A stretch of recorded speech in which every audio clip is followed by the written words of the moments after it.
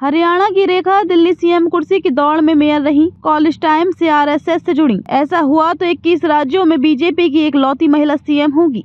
हरियाणा में जिंदगी रहने वाली रेखा गुप्ता जिंदल दिल्ली के नए सीएम की दौड़ में हैं। रेखा इसी महीने हुए दिल्ली विधानसभा चुनाव में शालीमार बाग सीट से विधायक चुनी गयी। उन्होंने आपके वंदना कुमारी को 29,595 वोटों से हराया। रेखा स्टूडेंट लाइफ से ही पॉलिटिक्स में आ गयी थी। वहीं शुरुआत से वे राष्ट्रीय स्वयंसेवक संघ आरएसएस और बीजेपी से जुड़ी हुई हैं। इस वक्त वे दिल्ली भाजपा की महासचिव और भाजपा महिला मोर्चा की राष्ट्रीय उपाध्यक्ष भी हैं। दिल्ली में 27 साल बाद बीजेपी बहुमत से चुनाव जीती है, जिसके बाद देश के 21 राज्यों में बीजेपी या उनके गठबंधन की सरकार है। हालांकि अभी कहीं भी महिला मुख्यमंत्री नहीं है। ऐसे में भाजपा दिल्ली में महिला सीएम का दांव चल सकती है। इससे पहले आपने भी आतिशी को मुख्यमंत्री बनाया था। भाजपा ने पहले सुषमा स्वराज को भी दिल्ली का सीएम बनाया था। महिला मुख्यमंत्री बनाने की बारी आई तो रेखा के मुकाबले में शिखा राय का भी नाम है। शिखा ने आपके दिग्गज नेता सौरभ भारद्वाज को हराया है। हालांकि दिल्ली में भाजपा की 4 महिला विधायकों में जिंद की रेखा सबसे अनुभवी है। रेखा का दावा इसलिए मजबूत माना जा रहा है कि पीएम नरेंद्र मोदी, गृह मंत्री अमित शाह, केंद्रीय परिवहन मंत्री नितिन गडकरी और हरियाणा सीएम नायब सैनी जैसे भाजपा दिग्गजों ने उनके लिए प्रचार किया था। जुलाना में पुश्तैनी गांव पिता बैंक मैनेजर बने तो दिल्ली शिफ्ट हुए। रेखा गुप्ता का पुश्तैनी गांव नंदगढ़ जिंद के जुलाना क्षेत्र में है। यहाँ उनके दादा मनीराम और परिवार के लोग रहते थे। रेखा के पिता जय भगवान 1972-73 में बैंक ऑफ इंडिया में मैनेजर बने तो उनकी ड्यूटी दिल्ली में आ गई थी। इसके बाद परिवार दिल्ली शिफ्ट हो गया।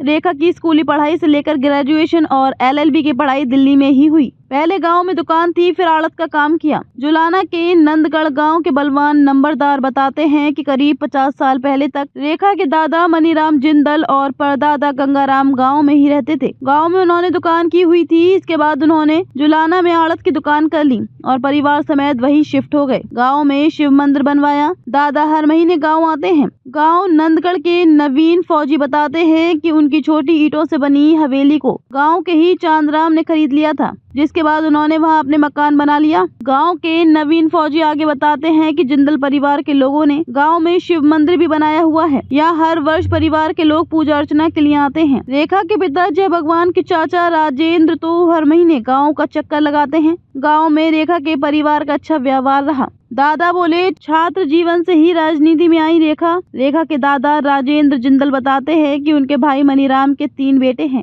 इनमें बड़ा बेटा राम कृषि, उससे छोटा जय भगवान और सबसे छोटा सुशील है। जुलाना में उनकी गंगाराम काशीराम के नाम से आड़त की दुकान थी।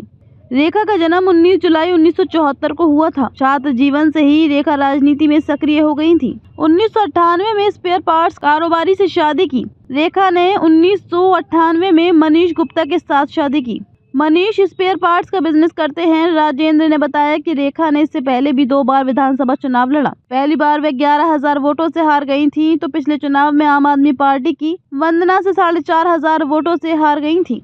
वीरेंद्र सचदेवा बीजेपी प्रदेश अध्यक्ष, संगठन में पकड़। 2007-2009 तक चांदनी चौक और 2014 से 2017 तक मयूर विहार भाजपा जिला अध्यक्ष रहे। 2009 से 2012 तक दिल्ली भाजपा प्रदेश मंत्री। 2012 से 2014 तक दिल्ली भाजपा के प्रशिक्षण प्रभारी और राष्ट्रीय भाजपा प्रशिक्षण दल के सदस्य भी रहे। 2020 से 2023 तक प्रदेश उपाध्यक्ष रहे। 2023 में ही वीरेंद्र सचदेवा दिल्ली बीजेपी के प्रदेश अध्यक्ष बने।